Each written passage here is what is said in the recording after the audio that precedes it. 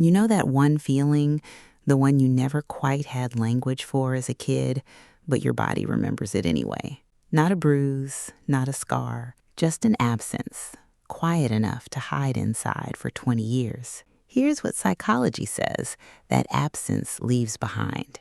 1, you apologize before anyone's upset. Somewhere young, you learned that love had conditions, so you started managing everyone's mood before they even had one. That's not politeness. That's a nervous system trained for damage control. 2, compliments make you flinch. Praise feels like a trap waiting to be revealed as false. Psychologist Mary Ainsworth's research on attachment found that children who couldn't predict a caregiver's warmth grow into adults who distrust warmth altogether. Not because you're broken, because inconsistency taught you to brace. 3, you're the friend who remembers everyone's birthday and nobody remembers yours. You give the thing you never received, hoping someone eventually notices the pattern.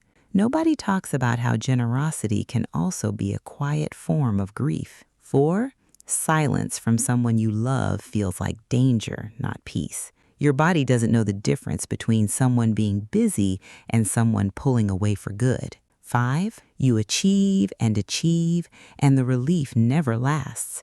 Psychologists call this conditional self-worth. Love that had to be earned in childhood becomes worth that must be earned forever. But here's where we need to stop for a second, because there's a version of high achieving that's healthy ambition and a version that's still, underneath it, a 6-year-old trying to be good enough to be kept. One is drive. The other is a debt you're still paying off. They look identical from the outside. 6, you'd rather disappear than be a burden. Asking for help feels almost physically dangerous, so you learned to need nothing from anyone, a skill that looks like independence and functions like isolation.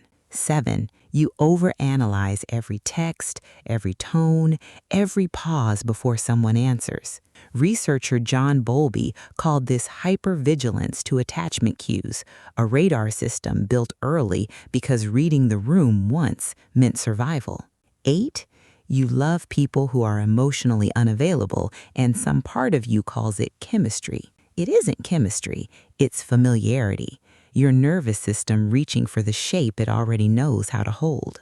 Maybe you grew up reading a room before you could read a book, watching a face for the weather before anyone said a word. That wasn't weakness. That was a child building a survival system out of whatever love was available, and building it well. A radar for tension, a generosity that never runs out, a mind that notices what everyone else misses. That's not a list of wounds. It's an entirely different way of paying attention to the world. What looks like damage from the outside is quietly one of the most sophisticated forms of intelligence there is. You didn't grow up unloved.